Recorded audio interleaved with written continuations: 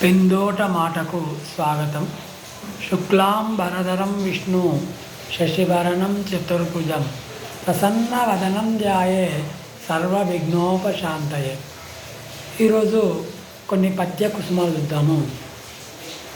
పేరులో పెన్నిది అనే దాని గురించి కొన్ని పద్యాలు ఎలా ఉంటాయో చూద్దాం. పేరు చక్కగా ఉండి, అందంగా ఉండి, మంచిగా ఉండి, వీళ్ళకు వినసొంపుగా ఉన్నట్టయితే మన ఆ వ్యక్తి తెలియకుండా అబ్బో అంత పెద్ద పేర, చాలా అందంగా చక్కగా విద్య గలవాడై ఉంటాడు అని అనుకుంటారు. కొన్ని పేర్లు వినగానే వాడా ఏంటయ్యా గా పేరు పెట్టుకున్నారు అంటారు. కాబట్టి పెన్నిది అనేది ఎక్కడనో లేదు, పేరులోనే ఉంది అని మనకు కొంతవరకు తెలుస్తుంది. కాబట్టి అలాంటి పేరు గురించి మనము 2 పద్యాలు ఎలా ఉన్నాయో చూద్దాం. పరగ పూర్వమునందు సౌభాగ్యవతులు కడుపు నిండుగా సంతతిగా నెడువారు, ఎంత సంతాన భాగ్యమో ఎంత గొప్ప ఫలముగా నుంచి భావించు వారలకుడు.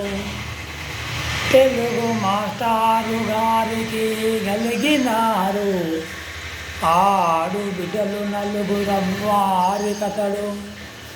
లిఖిత సాహితీ విషయ అలేఖ్యయనడు, లిఖిత సాహితీ విషయ అలేఖ్యయనడు.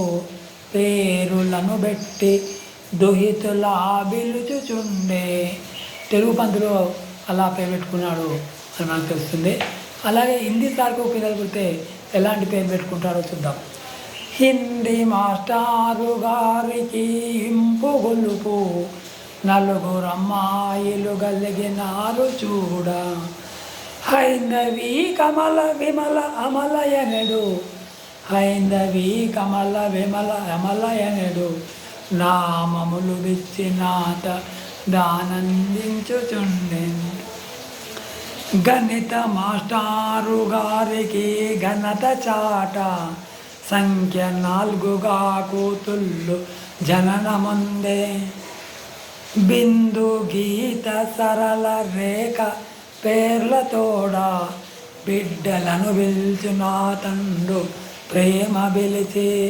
ఇలా ఒక్కొక్కరు ఒక్కొక్క రకంగా తెలుగు పండితుడు ఎట్లా ఉన్నాడు, హిందీ పండితుడు ఎలా ఉన్నాడు, గణిత మాస్టర్ అయితే ఎలా ఉన్నాడు అని మనకి ఇక్కడ చక్కగా తెలుస్తున్నాయి. కాబట్టి పేరులో పెన్నిది ఉంది అని మనము నమ్మొచ్చు.